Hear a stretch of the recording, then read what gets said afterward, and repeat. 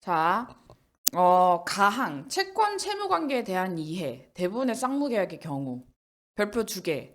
왜냐면은, 어, 이거를 제가 그 로스쿨 다니면서 2학년 때인가 교수님이 이제 강의를 해주셔서 이거를 이제 이해하게 됐는데, 이거를 딱 듣고 나니까, 예전에는 왜 이 사람을 채권자라고 했다가 채무자라고 했다가, 아니, 임대인이 채권자 아닌가? 임대인이 채권자였는데 갑자기 또 다른 그 임대차 관련한 그 판례 보니까 임대인이 또 채무자가 되어 있어요. 그래서 뭐 이렇게 헷갈리게 써놨지라는 그런 생각을 했지만, 왜 그렇게 써놨는지에 대해서는 깊이 고민하지 않고, 언젠간 알게 되겠지라고 하면서, 참고로 민법은 그렇게 공부하셔야 되죠. 그거를 이제 내가 완벽하게 이해하지 못했다고 해서, 그거를 이제 갑자기 논문을 찾아본다든지 그렇게 하면은 이게 3점프로 빠지기 때문에 우리는 이제 수험 공부를 하는 거잖아요. 그래서 모르면은 또 다시 보다 보면 또 알게 되겠지. 아니면은 뒷부분을 공부하다 보면 알게 되겠지 하고 넘기는 그런 것은 굉장히 필요한 그런 어떤 습관이다. 습관이라고 해야 되나? 아무튼 그렇습니다. 그래서 채권 채무 관계에 대한 이해 이게 뭐냐면요. 이게 제가 꼭 그 말씀드리고 싶었던 내용인데 우리가 보는 대부분의 계약의 경우에는 여러분 쌍무계약, 편무계약 배우잖아요. 근데 편무계약은 뭐냐면요. 그냥 쉽게 생각하시면 돼요. 그냥 뭐 뭐가 있을까요? 서로 주고받는 게 없는 거죠. 한 사람이 한 사람한테 주기만 해. 예를 들어서 야, 나는 나는 김길동한테 한 달에 생활비로 30만 원을 지급하겠습니다. 딱 그것만 계약이 있는 거예요. 세상에 그런 계약을 하기도 하나요? 뭐 30만 원을 그냥 그렇게 주는 사람이 어디 있어요?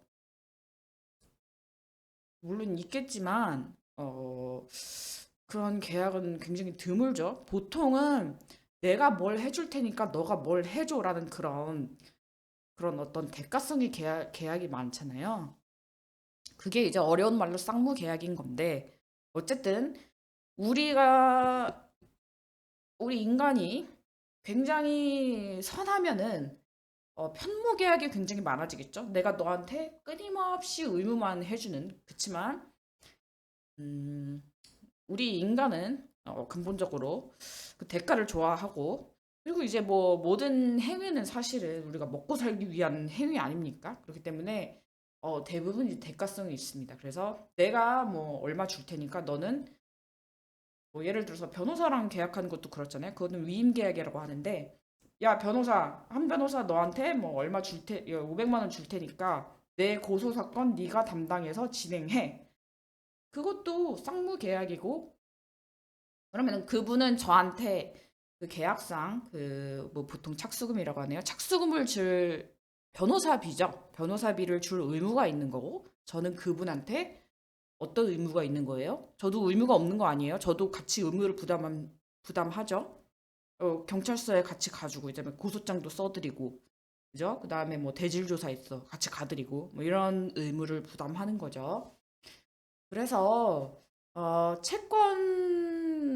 그러니까 채권 채무는 그러니까 다시 말씀드릴게요. 계약에 있어서 그럼 일단 쌍무 계약이라고 전제를 할게요. 대부분의 계약은 일단 쌍무 계약이에요. 쌍무 계약은 뭐냐? 다시 말씀드리지만 내가 뭘 할 테니까 넌 뭘 해줘.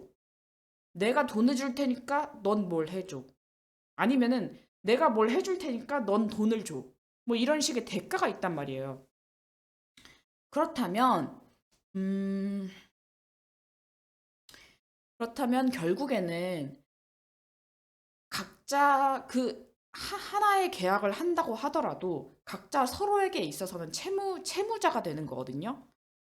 좀 어려운데 예를 들어서 여러분 헬스장 등록하면서 뭐 헬스장 그 등록 신청서라고 해야 되나요? 뭐 회원가입 신청서, 뭐 회원가입서 이런 걸 쓰잖아요. 근데 사실은 그거는 뭐 계약서예요. 그러니까 헬스장 사장님이라고 해야 되나요? 이 운영진이라고 해야 되나요?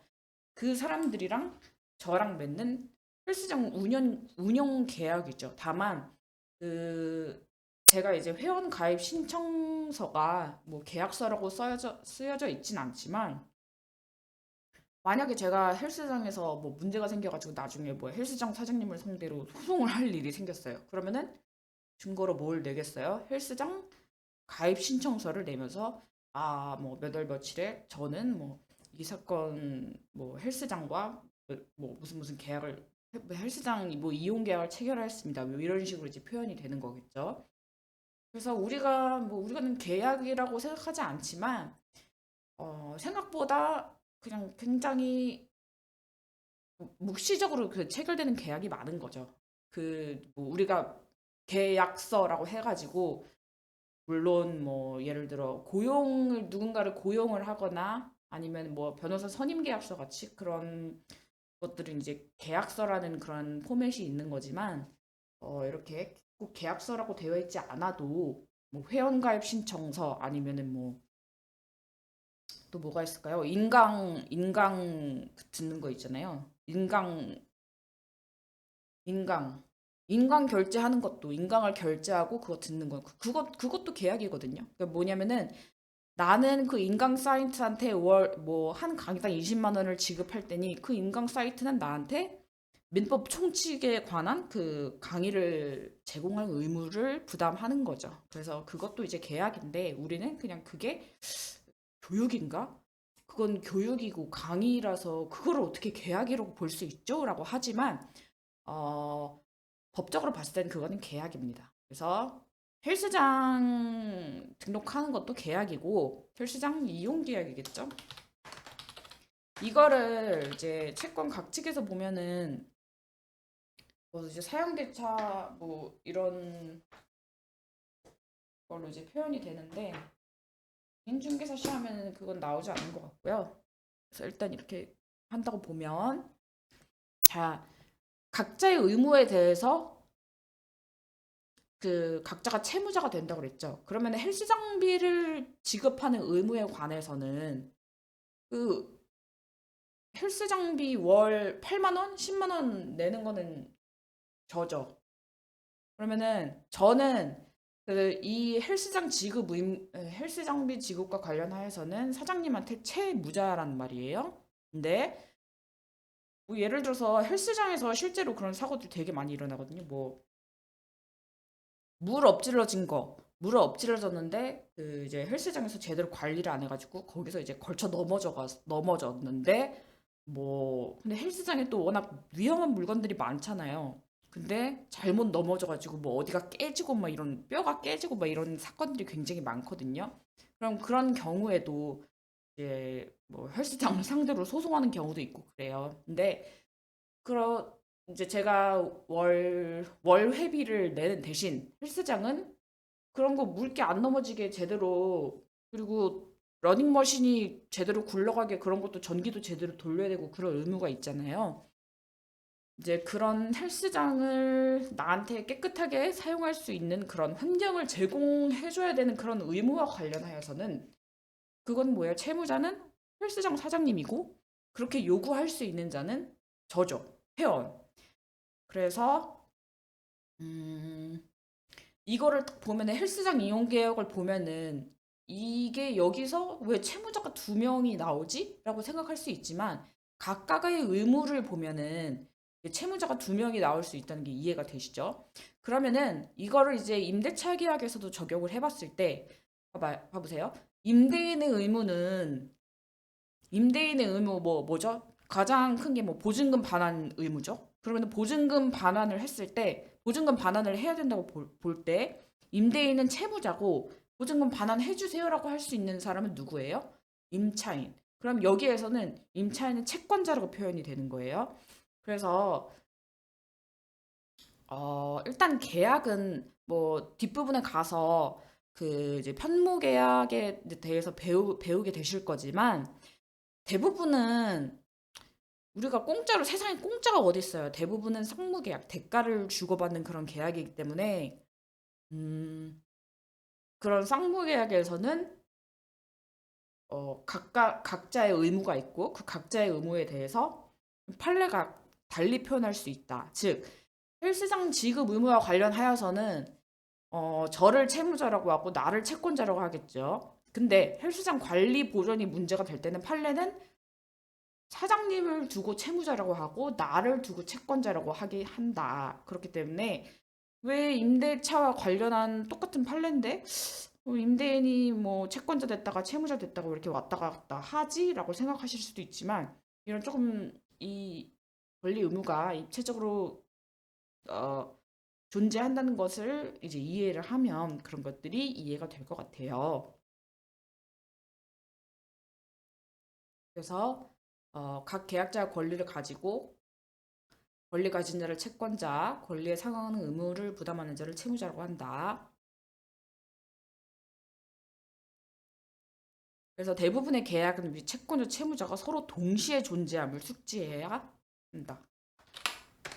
왜냐? 대부분의 계약은 편무 계약이기 때문에 아예 편무가 아니라 쌍무 계약이기 때문에 쌍무 계약은 뭐예요? 서로에게 의무를 부담하는 거죠. 그 각각의 의무에 대해서 채무자, 갑이 채무자가 됐다가 을이 채무자가 됐다가 그렇게 되는 거라는 것을 이해하시면 되고요. 그 다음에 그러면은 임대차 계약 그 규정에 임대인의 의무, 임차인의 의무 이렇게 써져 있잖아요. 그리고 뭐 또 임차인의 권리, 그러니까 권리라든 권리 의무가 이렇게 써져 있는데 그걸 어떻게 해석하면 되냐면 임대인의 의무는요 이꼴 임차인의 권리라고 생각하시면 되고 임차인의 의무는 임대인의 권리라고 생각하시면 돼요. 그러면은 이 권리가 결국에는 무엇을 의미하는 거냐면요. 얘가 만약에 내가 이 권리를 갖고 있는데 얘가 계속 안 해줘. 그러면은 뭐예요? 이거 재판 가가지고 내가 이거 달라고 할 수 있고 판사가 내 말을 들어준다는 그런 의미예요. 음, 그렇게 생각하시면 편할 것 같아요. 그래서 이제 임대인, 임차인이 부담하는 거 보면 어, 이제 갱신 청구권, 매수 청구권, 그다음에 요거는 조금 이제 이해하기가 조금 난이도가 있을 수가 있는데 이것도 차익가액 청구권 이것도 그렇죠. 이용상환 청구권 이거 다 임차인이 가지는 거고 그러면은 그와 반대해서 임대인은 이런 거 해줘야 되는 거예요. 그다음에 임차인이 의무가 있어. 뭐 이런 거 제대로 해야 된대. 그러면은 이거를 제대로 안 했을 때 임대인이 이걸 제대로 안 한 거에 대해서 뭐라 뭐라 할 수 있고 거기에 대해서 돈을 청구할 수 있다는 그런 의미예요. 그러니까 그거를 제대로 안 했을 때 발생한 손해에 대해서 임대인이 이제 임차인한테 청구할 수 있다는 그런 의미예요. 그래서 임대인의 의무, 임차인의 의무 각각 이렇게 살펴보면요. 난 임대인의 의무는 가장 뭐 너무 당연한 거는 보증금 반환 의무, 그다음에 수선 의무도 있어요.